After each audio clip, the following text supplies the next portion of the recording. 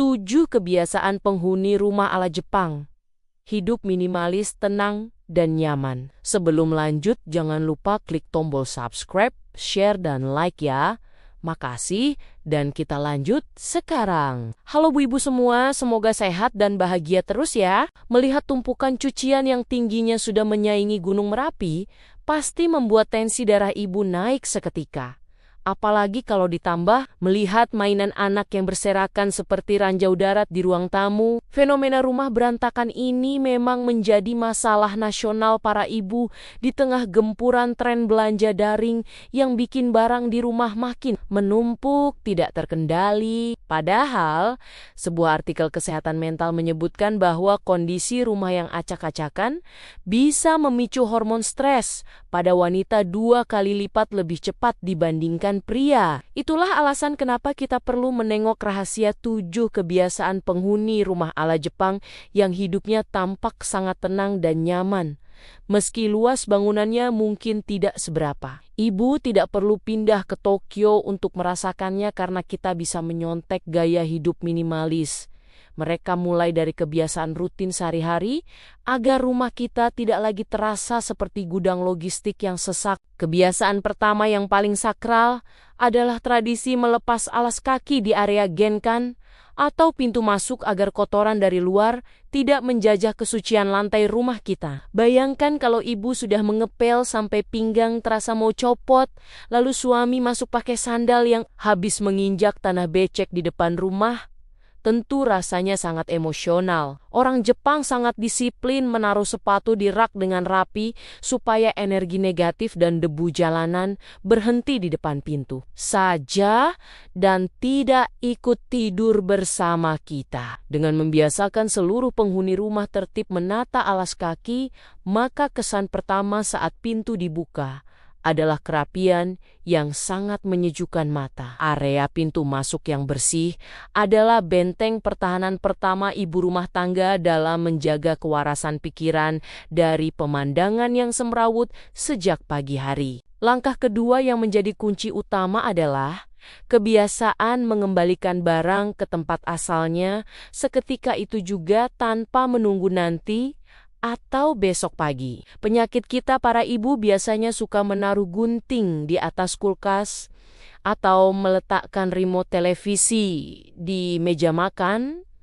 lalu kebingungan mencarinya saat dibutuhkan sampai seisi rumah kena omel. Di Jepang, setiap barang punya alamat tetap yang jelas, sehingga tidak ada barang yang nasibnya luntang-lantung, tidak jelas di sembarang tempat. Kalau ibu habis pakai sisir, ya langsung kembalikan ke kotaknya, bukan malah ditaruh di samping kompor, karena benda itu tidak sedang ingin ikut memasak sayur sop. Disiplin kecil ini akan sangat membantu mengurangi beban kerja kita, karena kita tidak perlu melakukan sesi beberes besar-besaran setiap akhir pekan yang melelahkan. Kebiasaan ketiga yang sangat menarik adalah rutin melakukan decluttering, atau memilah barang secara berkala agar tidak ada benda mati yang hanya jadi sarang debu. Kita sering merasa sayang membuang wadah plastik bekas es krim atau baju masa kuliah yang sudah tidak muat, dengan alasan siapa tahu nanti terpakai lagi. Padahal kalau dipikir pakai logika yang sehat barang-barang,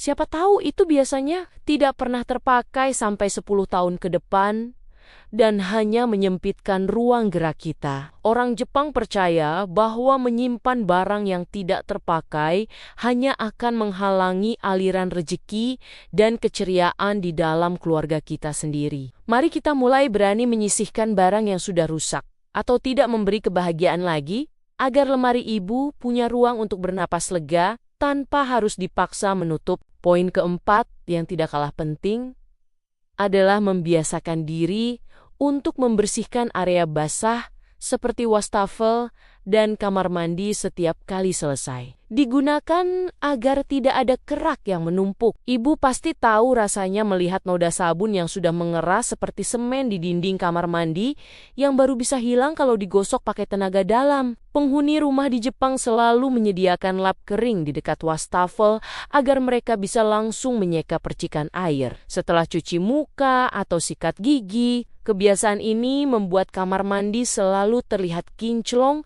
dan siap menyambut siapa saja tanpa perlu merasa malu kalau tiba-tiba ada tetangga numpang ke toilet. Kamar mandi yang kering dan wangi adalah bentuk penghargaan tertinggi bagi diri kita sendiri setelah lelah bergelut dengan urusan dapur yang penuh lemak. Langkah kelima adalah mengadopsi pola makan yang tertata dan kebiasaan membersihkan dapur segera setelah proses memasak selesai tanpa menumpuk piring kotor. Seringkali kita merasa sudah sangat letih setelah masak opor lalu membiarkan wajan berminyak merana, di bak cuci piring, sampai lalat datang berkunjung secara rombongan. Ibu-ibu di Jepang sangat efisien dalam mencuci peralatan masak sambil menunggu air mendidih, sehingga saat makanan tersaji di meja, kondisi dapur sudah kembali bersih. Dapur yang rapi akan membuat semangat masak kita tetap terjaga dan tidak merasa seperti sedang bekerja di medan perang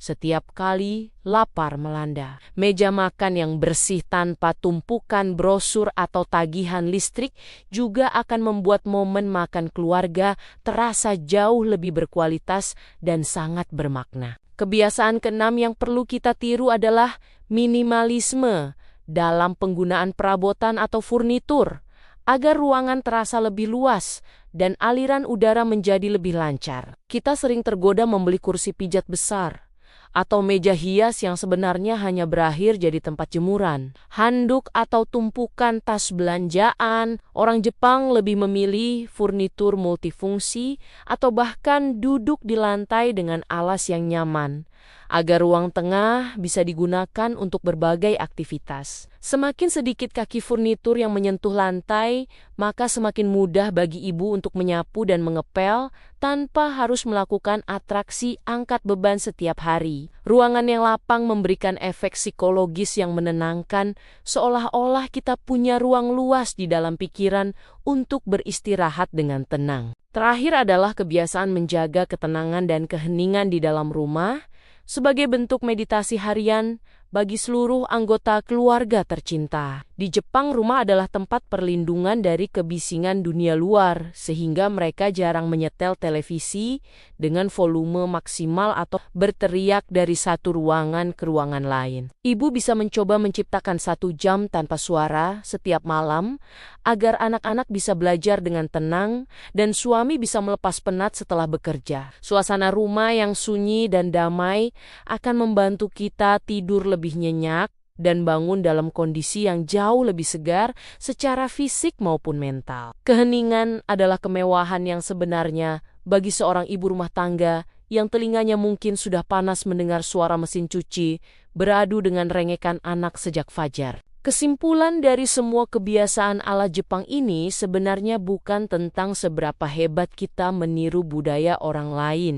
melainkan tentang bagaimana kita menghargai ruang hidup kita sendiri. Terkadang kita terlalu sibuk membandingkan rumah kita dengan katalog perumahan mewah, sampai lupa bahwa kenyamanan itu diciptakan oleh kebiasaan penghuninya, bukan oleh harga ubinnya. Memang sulit untuk langsung berubah jadi sangat rapi, apalagi kalau kita masih punya hobi mengoleksi kaleng biskuit bekas yang isinya sebenarnya cuma peralatan jahit saja. Namun dengan memulai satu kebiasaan kecil setiap harinya, kita sebenarnya sedang membangun fondasi kebahagiaan untuk seluruh anggota keluarga di masa yang akan datang. Optimislah bahwa ibu pasti bisa mengubah suasana rumah menjadi lebih tenang.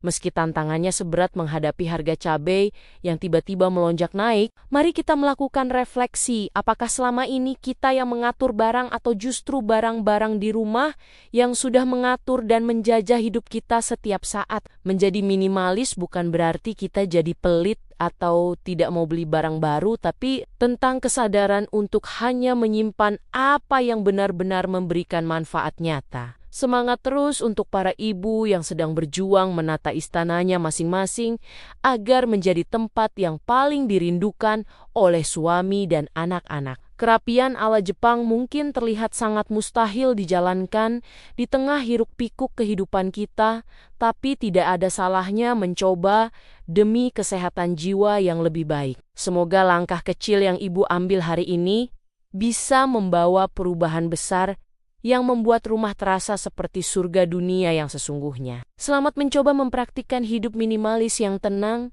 dan tetaplah menjadi ibu yang paling keren serta luar biasa dalam mengelola rumah. Terima kasih sudah dengerin cerita dan curhatku hari ini. Sampai ketemu di video-video berikutnya. Tetap semangat, Bu Ibu semua.